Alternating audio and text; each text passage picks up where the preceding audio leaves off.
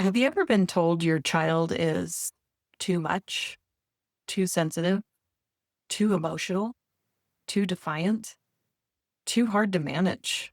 And somewhere along the way, you started wondering if you were the problem. If you've ever sat in a meeting with teachers, specialists, or caregivers feeling confused, overwhelmed, or quietly blamed, this episode is for you. Because what if your child isn't difficult? What if they're communicating something we haven't been taught how to hear? Today's guest is a parent, foster parent, and behavioral specialist who knows this world personally. She's lived the labels, changed the systems, and discovered what actually helps kids who are misunderstood, overwhelmed, or written off too early. We're talking about behavior as communication, sensory needs, nervous systems, and why fixing the behavior without understanding the child never works.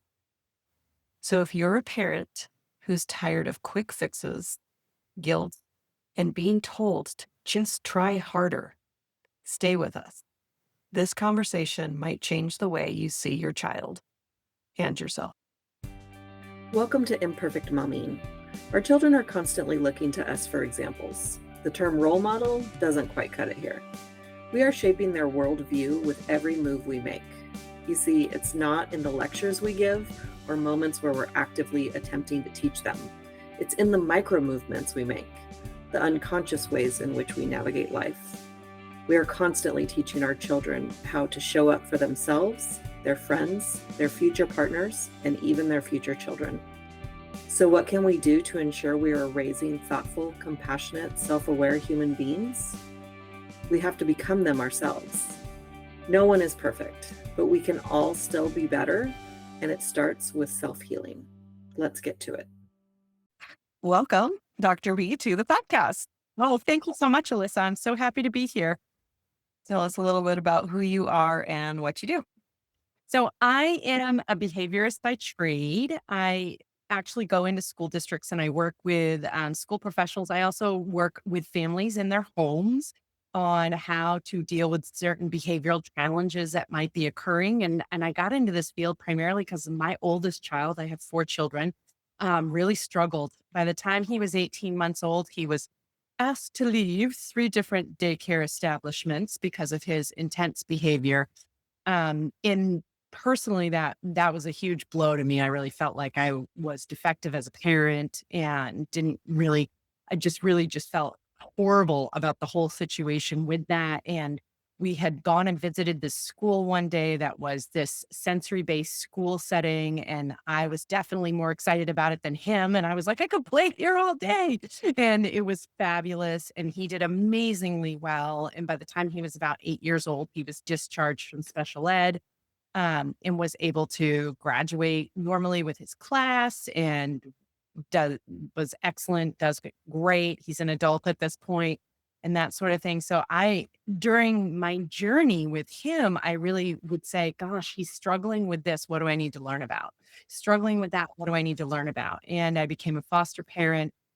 And many of the children I had living with me were struggling with attachment issues, as well as sensory issues, as well as, post-traumatic stress disorder and things like that. So it really gave me the opportunity to learn about so many different fields and how I could support children and families, as well as do the work that I'm doing within school districts also. I love the approach of this is what somebody's dealing with. What can I learn about it? Yeah. And in my head, I'm filtering like all of the reasons people believe that they can't do that. Can you give me a snapshot of what was going on in your life? Like, were you working, not working? Were you stay at I, home? Like I, yeah, what was going I on in your life with was that? when he was about 18 months old, I was working full time for an organization that did disability training in school districts. I was bartending a couple nights a week also. And my other son is only a year apart from him. So I had these 2 boys And he was just really just struggling constantly at that time. And I remember I had him evaluated and they said, this is what this is what's actually going on, and so on and so forth. And they said, your best bet is probably to put him on Ritalin, and no judgment towards what you need to do in the journey you take with your child. But to me, I was like, there has to be another way. This is my first option. You're giving me this as the first option for my child. I'm just not comfortable with that. And so because of that, I started working with experts and really training under a number of people. I had found that school soon after that. And I said, I need to get better at being a better mom to him so that I can support him to be the most functional human being and the happiest, well-adjusted human being he can become. And so you were in school or you were working I was in working. Yeah. Yep. okay. And prior to that, I was actually a teacher. So Okay. And I that was another thought that kind of went through my head is like the depending on how you talk to yourself, self-abuse room that's going on with I'm a special ed teacher and my 18-month-old child is being kicked out of everything. of Yeah. his third I, daycare, I think you said. yeah. And almost every activity he participated in. But a lot of it was he just had a ton of energy. He was an extremely energetic young child, and I wasn't equipped to do what I need to do. And I think as parents, how many times do we feel like we're not equipped? Usually on a daily basis. And it's I really raise my hand. Can I raise both hands? Just to clarify. And it's a lot of the saying, it's just what I don't know yet. And I have to learn those things and become that. And I'm pretty oppositional defiant in general. So as soon as somebody tells me we don't think you can do that, that's not going to work. I'm going to prove my goal then is to prove it wrong. they're all oppositional defiance is bad. It's just how we feel it. Likely. So, and I have a lot of Training as the parent, I'm sure yeah, when your child is oppositionally defiant. yeah. And I struggled a lot as a student growing up too. I had a really hard time, had very high anxiety, although I'd never heard of that word as a youth, and really found it extremely challenging. I had any illness that was in the book, I had it, and I would be out of school for weeks on end. And most of it was just anxiety. And I never really realized it until I was almost out of high school. But I used to be like in school, as long as the sport was in session, soon as it would be between sports, oh, I've got mono, or I've got strep throat, or I threw my back out, or I did this, or I did that. And I just wouldn't go to school for a weeks at a time and had massive anxiety about it. So, um, when I work with families and with students who they're like, my kid won't leave the house, my kid's selective mute, or my kid, won't try these new things. I can really feel for them because I know what it's like. I've been there myself, and then having a child who is the exact opposite, who I'd come home and be like, do you really need to jump off the roof of the house into the pool? Is that a great idea? Well, mom, we figured it out how to do it safe. Yeah. Great things go together, safe and jumping off the roof, but And and not in my world particularly, luckily our pool is far enough from the house that that's not an option and I don't have to deal with that. But the trying new things rings a bell for me Mm. because um, my son is I just know that there's a lot of things that you can learn from sports and my son's just really not I mean, I was never into it. His dad really was, but I was more of an influence, and so I think that, his first experience in T-ball was not a great one because he was a rule follower and the other kids weren't, and that was negatively impacting him, and so then T-ball was out the window, and then soccer, the same thing, basically. He didn't get the opportunity to have the ball, and so that he had a meltdown. And And those then I wasn't good at controlling my meltdowns when he would have a meltdown, and so it was a whole big thing.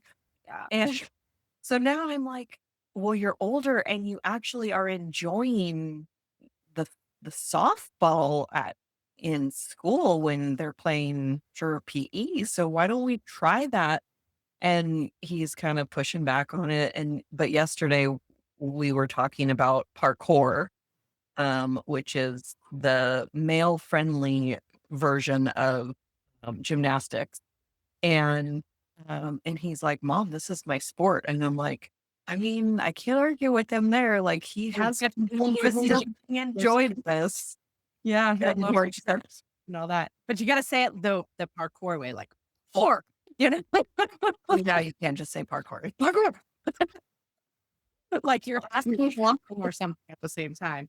Yeah, my young you're coughing at the same time, but my Yeah. young is she is not the poor thing. Like we adopted her. She was a few weeks old when she was placed with us, and she is not into sports. She is not into stuff like that. She's much more introverted, more of an observer. She really lives in that limbic part of the brain. So, yeah, those rule breakers, she's like, Mom, this kid did this, and then they did this, and she'll remember it for years that they did those things wrong and everything. You know, but if I'm sitting down doing like yoga or something like that, like she's my girl. She's sitting here this morning and she's got her feet touching the back of her head flipped back. And I was like, okay. And I was like, she's like, can you do that? I was like, no, that's a special type of person in their 50s that can do that, honey. So Proud of they it. were doing it since they were your age. I'm like, you keep practicing that because we lose some of that flexibility as we age. So Yeah, we were around our house. My son and I, neither of us can touch our toes, and my husband can. And so, he's like, I have to, or I can't move throughout the day. Like, I have to do that every single day, or my back seizes up. So I yeah.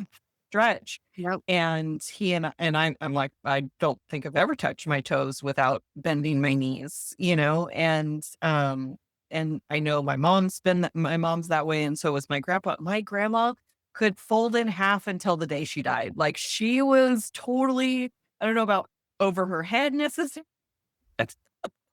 She she could touch her toes. That was not a problem.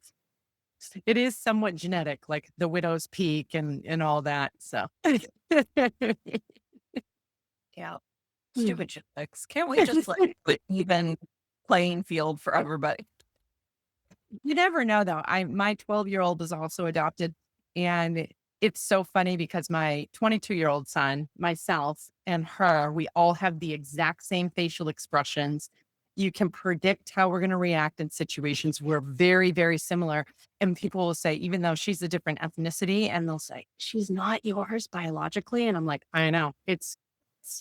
Who would have thought that she would have acted this much like us, even though she's adopted. But it's, nature versus nurture, they play important roles.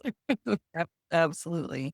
And I think I'm about to ask ChatGPT to give me a stretching routine that'll get me and my son touching our toes by next summer or something. It'll be like step one, do this. You're right. I did ask it, not that we'll get off topic on this or anything. I was like, listen, I live at 300 elevation, 300. I'm going to 5,000 in Ooh. 3 weeks. I need an exercise routine I already get winded if I walk too fast. So can we give me something? And that's on flat land. So can we give me something to help me with? Again, Yeah. you might bring me plan. You should practice some oxygen deprivation exercises before you go. Like even just simply holding your breath will be helpful, and doing it consciously so that you're inflicting it on your body instead of it being inflicted onto your body without your control and that sort of thing. But the breath exercises and things like that can help tremendously. Practice breathing like just through your nose and things like that as much as you possibly can before you go. That'll help adjust it so the headache isn't quite so horrific when you get there. Yeah, mostly I just get winded. But I get winded just, you know, any kind of exercise. So, I'm working on that, but, it did talk about doing 4-6 breathing, so in for 4 and out for 6. So, maybe I'll add a little holding my breath in the meantime. Yep. Thank you for that. You're welcome. What advice would you give to a mom who's struggling with the child being removed from certain programs? Well, first of all, give yourself some grace. Every parent, when we get that call, man, the school calls, and you're like, you answer the phone like this, hello, and you almost want to say, no, she's not here. Like, isn't this your cell phone? You like, you feel the amount of guilt and shame that we take on as parents. And I feel this for the students in my programs also. But the amount of guilt and shame that we take on when our child has done something that, we feel shouldn't happen and that sort of thing. Like, give yourself some grace, allow yourself to have a moment and just let it go for a second and say, it's okay. I'm not a bad parent. I didn't do something wrong just because this happened. Many of these are just learning experiences. So after you give yourself a little internal hug and those sorts of things, try to view it from the perspective of it's a learning experience and that sort of thing too, because oftentimes kids are testing those things and they need to figure out what's going on. And many times it's not for intent of malice, whatever it may be, whether it's the kid ran out of class, whether they might have hit another child or something like that. There's a backstory behind it. And figuring out what that backstory is really vital. And a lot of times kids don't want to share that because I think there's going to be repercussions. Or they bring in other elements of it that don't necessarily um, aren't a part of that story, thinking that's the information that you want to hear because they want to avoid getting into trouble and those sorts of things. And so asking them some questions about what might have happened, give them some open-ended questions. Hey, I heard today was rough. What's up? And just, ending that end of the voice, making it go up an octave so that they are not feeling like it's trouble. You're just asking them for information.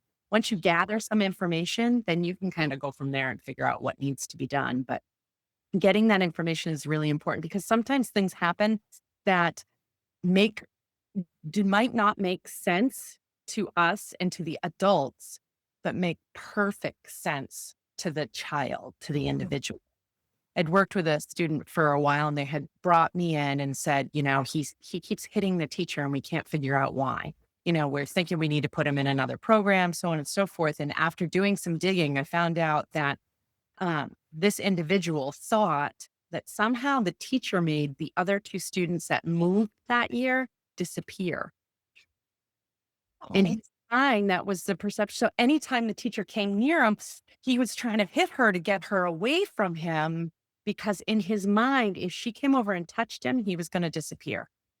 oh, And she had just thought, oh, he's become physically aggressive and so on and so forth. But if we can't figure out what the meaning is behind the behavior, then we can't help support where that person's going to go. And just saying, hitting's wrong, no hitting, this child was fearful that they were, somehow he was going to disappear from his family and from all of his friends and those sorts of things. But there's oftentimes expect to be surprised. There's things that come up that are surprising, you know, and yeah. that's a good thing. It's a good reminder. We've talked on the podcast in the past about, to stay curious with our children. Um, and I think that there's like a set, like where these are the reasons that people usually do things. And so I'm angry, so I hit you. But so we kind of get stuck in that. But if we could literally look at all of our children's behaviors and with curiosity and assume that that has never happened to any person on the face of the planet. So there are no reasons that we're aware of that that would happen, and then come to it from that point. Uh, I was talking with a client of mine who has twins, and they're 10 years old, and their suitcases are identical. And the boy twin grabbed the girl twin suitcase, and she flipped out and immediately started hitting him. And and so I taught her something that I call the 5 finger framework, where we go from the thing that happens to the reaction that we have, and what happens in between is the thought, the judgment, and then the feeling that leads, and those things lead to the reaction. But we don't know that those 3 things are happening because they happen like that. Mhm.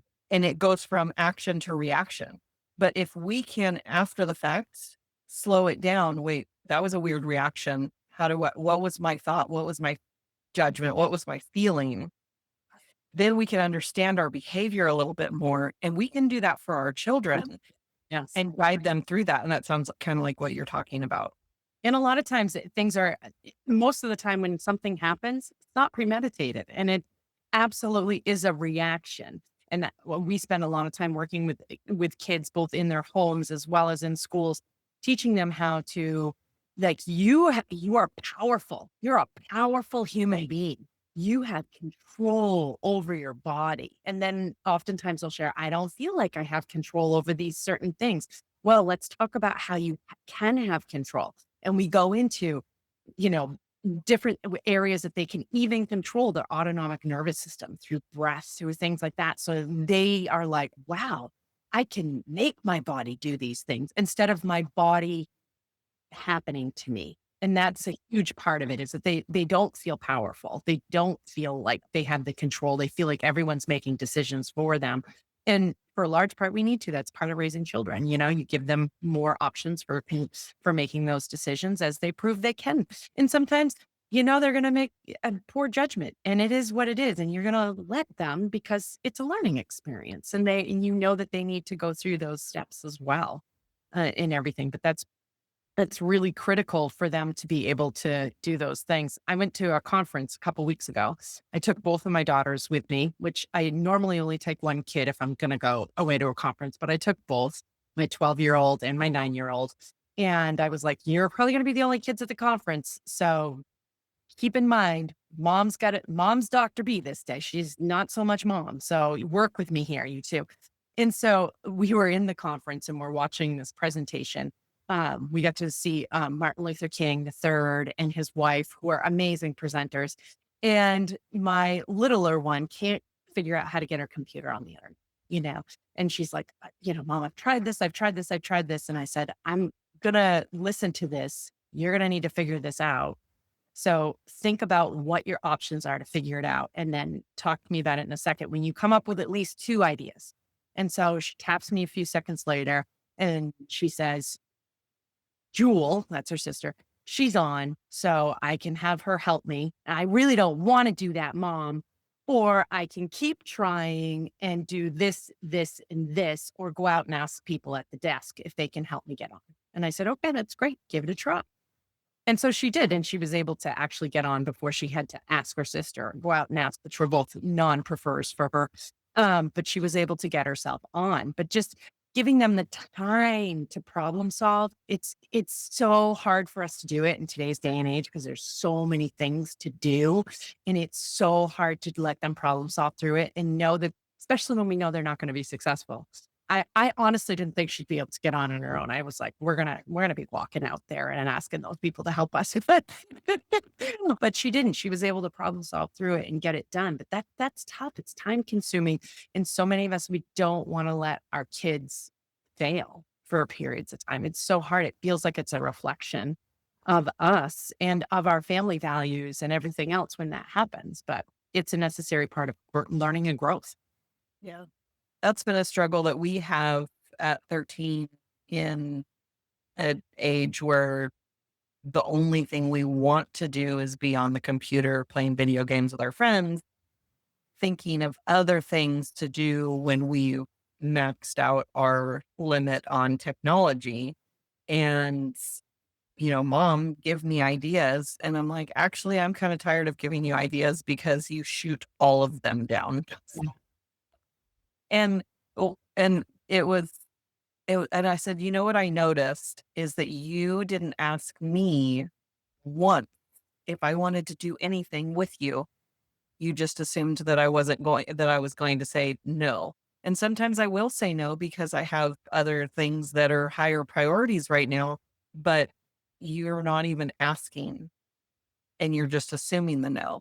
And so you're having a pity party because you're an only child and there's no kids around for you to play with.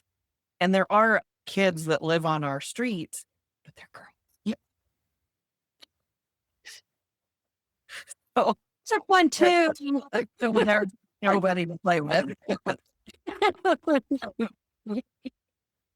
um, so I love that tip of, think of two things on your own and then come to me. I like that idea. Is there a book that's been instrumental in your personal development journey? Oh, it's funny because my staff and I, we send book suggestions constantly, and I probably read 1 to 2 books a week.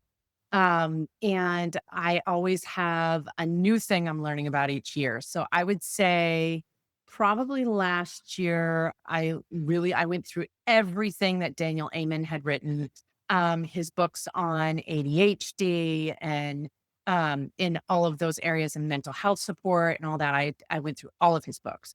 And then this past year, I've gone through all of Dr. Joe Dispenza's books, which I think are just amazing also. And I just read recently James Nestor's book, which is an outstanding book. His book, Breathe, is wonderful.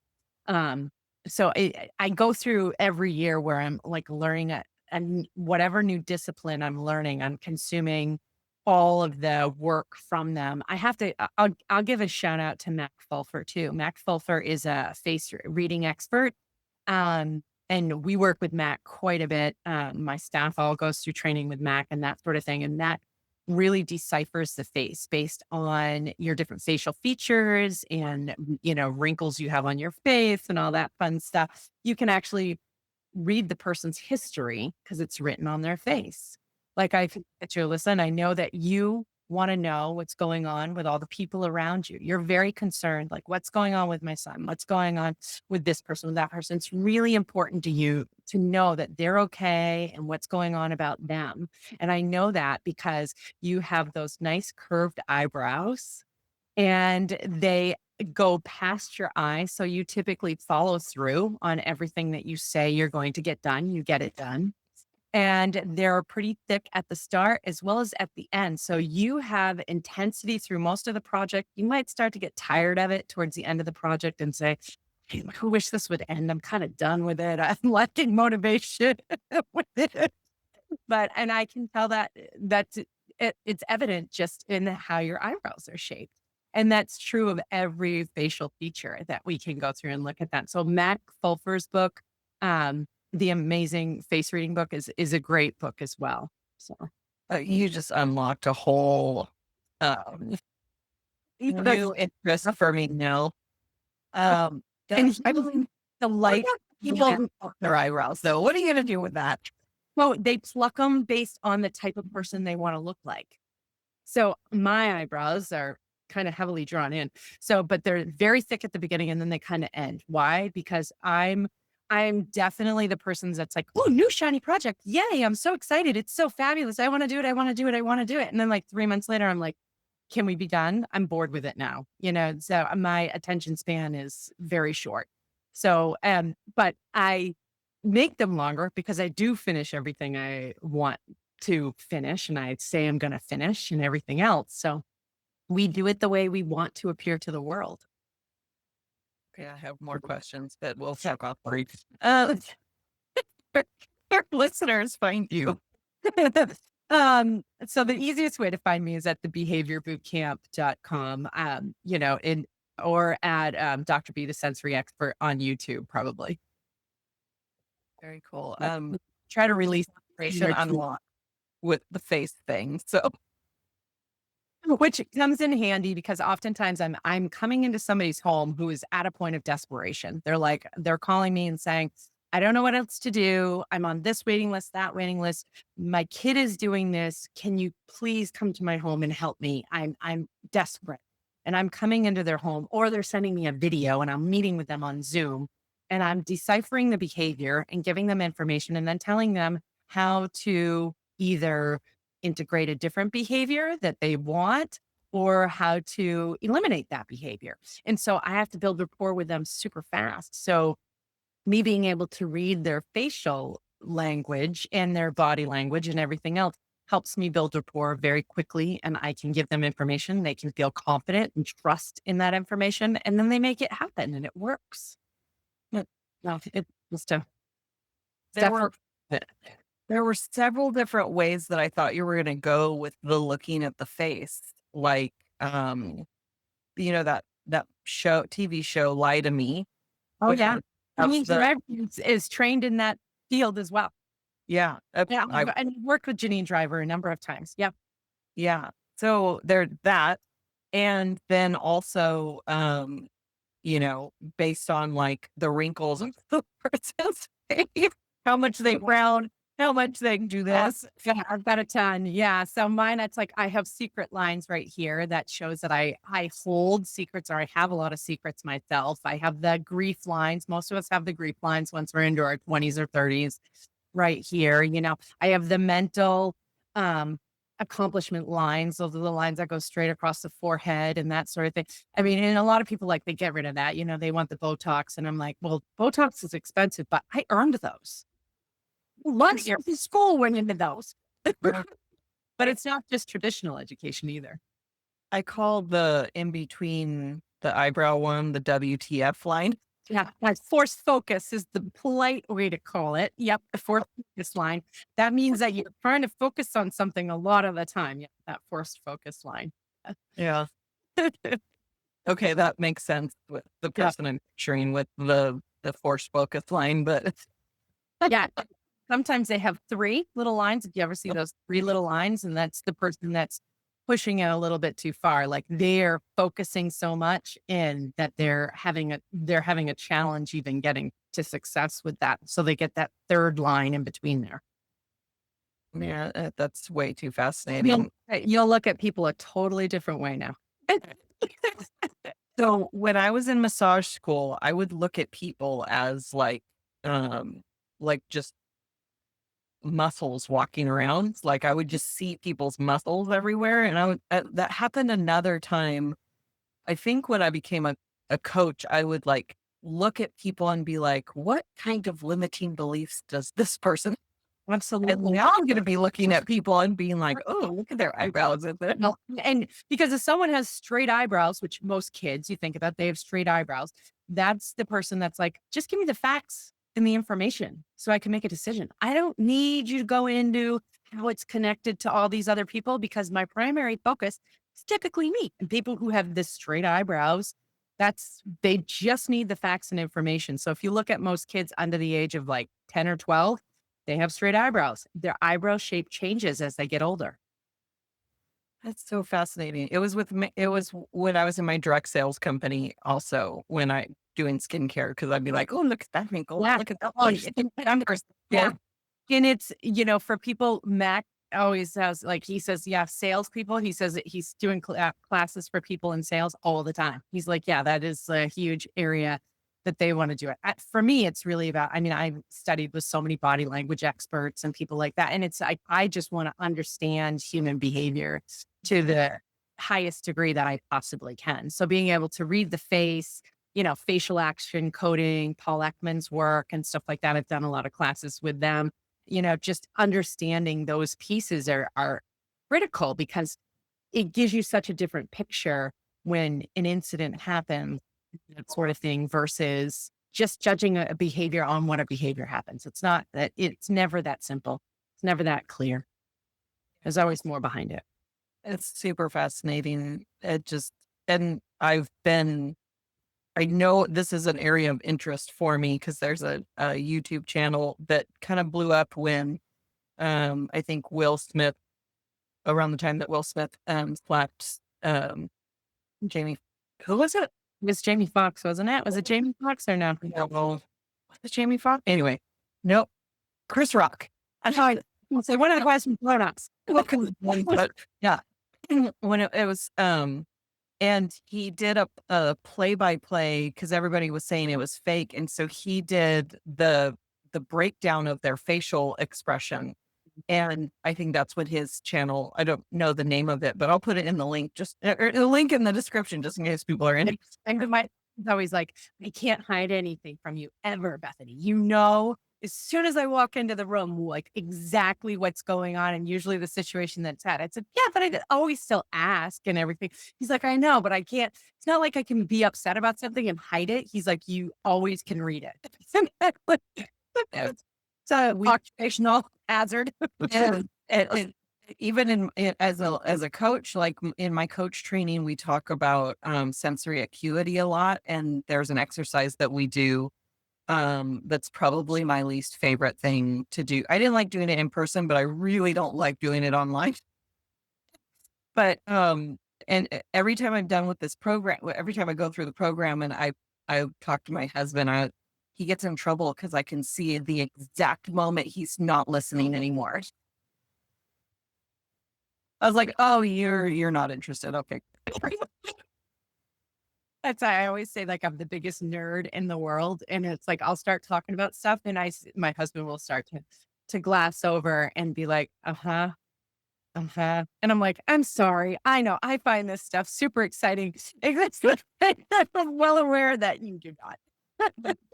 It it's definitely like I just stopped looking because I'm like, I want to say stuff. I don't know if you want to hear it, but I want to say it. So You can always call me a little. I'm always excited to hear about that stuff. thank you so much, Dr. B, for being here, for unlocking this new fascination for me and just for everything that you're doing. Because there's a lot like I don't know. I'm sure the studies have shown how much the we're getting diagnosed with different things and the different sensory stuff that's been happening and the explosion of all of that. And I know that there's Drastically, so much yeah. support needed, and I'm glad that you're filling that role. Thank you, I appreciate it. I know it's also not easy. So No, I love my job. I'm very fortunate that I'm in a field that I love doing what I do. I love the families I work with. I love working in the schools. I love challenging cases with students. Nothing gets me more excited than when they say, "Oh, Bethany, this kid got kicked out of like a YDC. We don't have any other option. Can you make it work?" And then we're able to get him back into the general education setting. I just love every part of that. So it's what keeps me up and motivated and doing what I'm doing every day. So and you gotta have that kind of intrinsic drive in that kind of job because it's it's not easy. it's And no and my staff are, they're with the same students every single day doing the hard work. And, I mean, they are definitely, they're changing lives. They're saving lives every single day. So I owe tons of credit to them for wanting to be in this field and being with me on this journey. Because we really, we don't want to ever see a kid given up on or a parent given up on or an educator leaving the field because of these things, because there is help and there's support out there. It's just a matter of getting it into their hands. yeah. Yeah, no, we need all the help that we can get as parents, as teachers, as children. We all need Because we're all doing it together. yeah, absolutely. Well, thank you again for all of your wisdom that you shared with our listeners and with me. And we will have another episode of Imperfect Momming for you all coming next week. And until we meet again, keep healing. Bye, guys. Thank you for tuning in to Imperfect Moming. It's time for us to step up and realize that our power is not in trying to shape our children. Our power lies in shaping ourselves into the people we want our children to model themselves after. Don't just do it for your kids, do it for yourself. When you become a more self-aware, compassionate, and confident person, you and everyone around you benefit. For more information about me and my work, visit AlysiaLyons.com. That's AlysiaLyons.com. And until we meet again, keep healing.